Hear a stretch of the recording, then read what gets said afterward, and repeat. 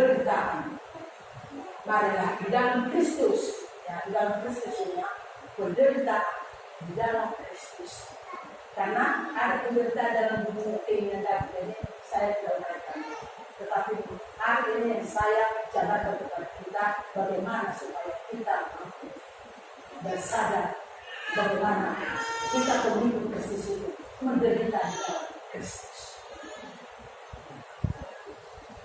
Hanya satu hal yang menjadi renungan bagi kita jemaat segala bangsa, kata firman Tuhan.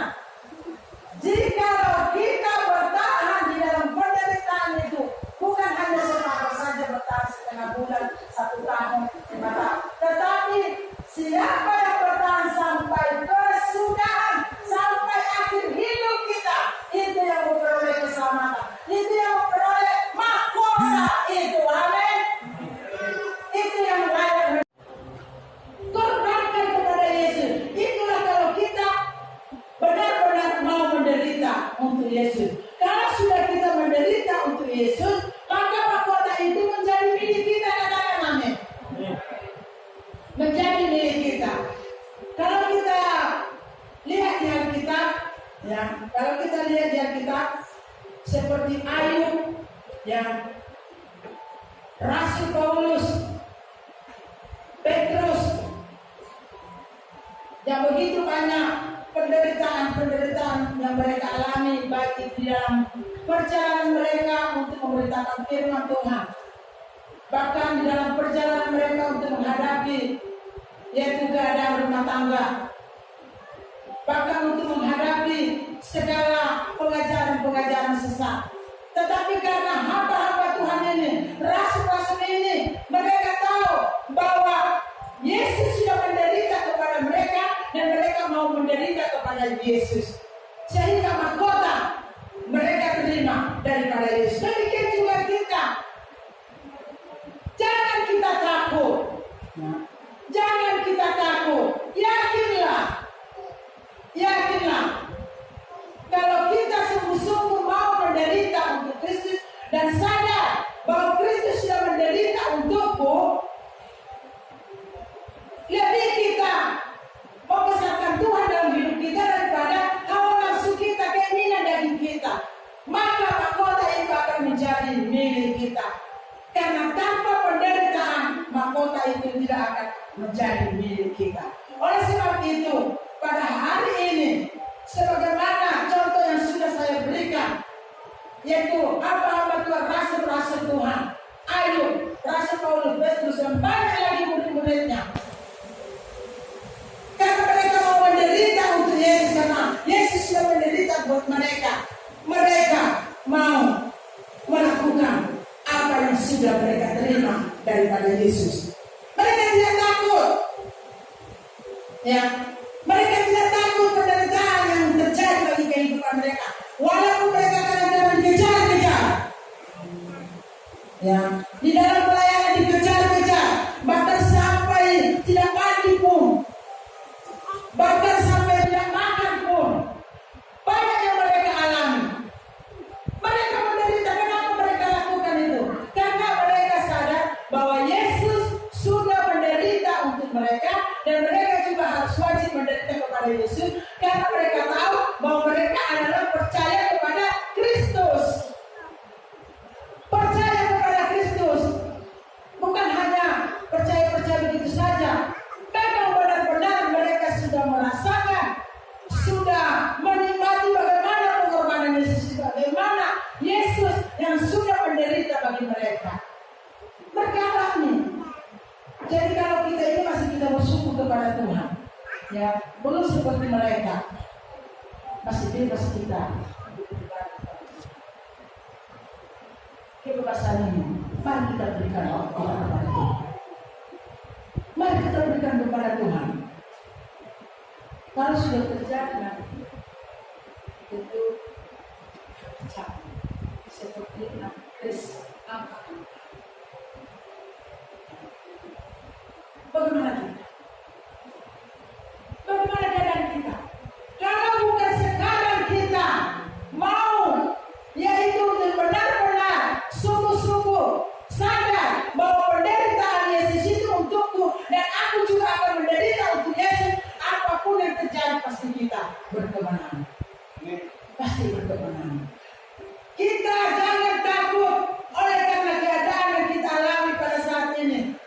seperti nyata. Ya, yang sudah terjadi. Kita tidak usah takut. Kita jalani aja bersama dengan Tuhan. Kita harus mampu menderita bersama dengan Tuhan. Katakan amin. Kita harus mampu karena Yesus sudah menderita bagi kita. Pribadi saya sendiri, saudaraku yang sesungguhnya, saya ini batu-batu ini, ya, batu-batu. Tapi puji Tuhan, lalu di atas ini aku jadi berhenti, ya. Sudah 1 minggu saya alami. Pertama-tama tidak ada dahak, lama-lama sudah ada dahak.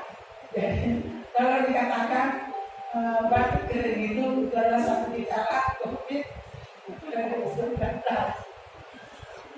Benar kan? Kalau dari batu kering kan hanya salah satu gejala COVID-19. Tapi kalau saya bukan, haleluya. Bagus saya harus bertahan. Jadi jangan kita takut mendengar isu-isu di sana dan di sini. Seperti rasul-rasul ini, hamba Tuhan ini, Ayub, Petrus, bahkan banyak lagi murid-muridnya. Mereka tidak takut. Mereka tidak khawatir lagi. Mereka sudah sadar bahwa Yesus menderita untukku dan aku pun harus menderita untuk Yesus. Demikian juga jelas segala bangsa. Katakan, Yesus sudah menderita bagiku dan aku juga akan menderita bagi Yesus. Amin. Kalau kita sudah mengatakan itu, maka mahkota itu akan menjadi milik kita, ya, menjadi milik kita. Percayalah. Mari kalau kita lihat di 1 Korintus pasal 15 ayat 58. Demikian bunyi firman Tuhan. Karena itu saudara-saudaraku yang kekasih, berdirilah teguh, jangan goyah, dan giatlah selalu dalam pekerjaan Tuhan. Sebab kamu tahu bahwa dalam persekutuan dengan Tuhan, jerih payahmu tidak sia-sia. Jadi penderitaan kita di dalam Kristus mengikut Tuhan, ya kita tidak akan sia-sia. Karena itu kata firman Tuhan, amin. Tidak akan sia-sia. Jerih payah kita di dalam menderita mengikut Kristus, ikut Tuhan, tidak akan sia-sia. Itu kata firman Tuhan. Kalau kita percaya firman Tuhan, maka itu akan terjadi bagi kita. Berikan kemuliaan bagi nama Tuhan. Kalau kita percaya firman Tuhan, itu akan terjadi bagi kita. Yakinlah, yakinlah, keinginan daging hanyalah sia-sia belaka. Kepuasan daging hanyalah sia-sia belaka. Saudara atau jemaat yang berkati Tuhan, sering aku berpikir sepintas selalu, ya. Kalau saya baca-baca mengenai yaitu anti-Kristen, ya, ada pikiran saya, bersyukur aja saya sama Tuhan, ya. Saya berbanyak harta saya sudah saatnya nanti terjadi karena ada yakinnya. Yang penting aja, mau sedih saya saudaraku. Yang penting aja, ya Tuhan mencukupkan segala kebutuhan saya, dan saya tidak mengemis. Karena tiba nanti saatnya, ya gak ada artinya. Banyak rumah kita misalnya, tapi jangan ada berpikir ya, jangan ada rumah, udahlah kita jual lagi. Banyak rumah kita gak ada artinya, karena tidak laku lagi uang. Tapi yang laku, angka anak-anak, chips, itu yang berlaku. Gak laku lagi uang. Sudah, terima kasih Tuhan, aku masih bisa ini. Berkata-kata hatiku kepada Tuhan. Kalau saya baca cerita bagaimana jalannya chips ini, angka-angka. Terima kasih Tuhan, seperti ini saya syukur sama Tuhan. Seperti yang saya katakan, kesaksian saya sampai saat ini belum selesai-selesai, saya tidak merasa terganggu. Nah, saya tidak merasa terganggu, makanya saya masih terus dalam pekerjaannya. Karena saya yakin firman Tuhan bahwa indah pada waktunya Tuhan melakukan. Amin. Kita hanya mengerjakan saja, tapi yang melakukan, yang merestui adalah Tuhan. Kalau mungkin jemaat Tuhan melihat saya, ada gembala, ada bukan. Oh, no. Ada saya pikir. Ada cerita hati ini, penderitaan yang paling tekanan.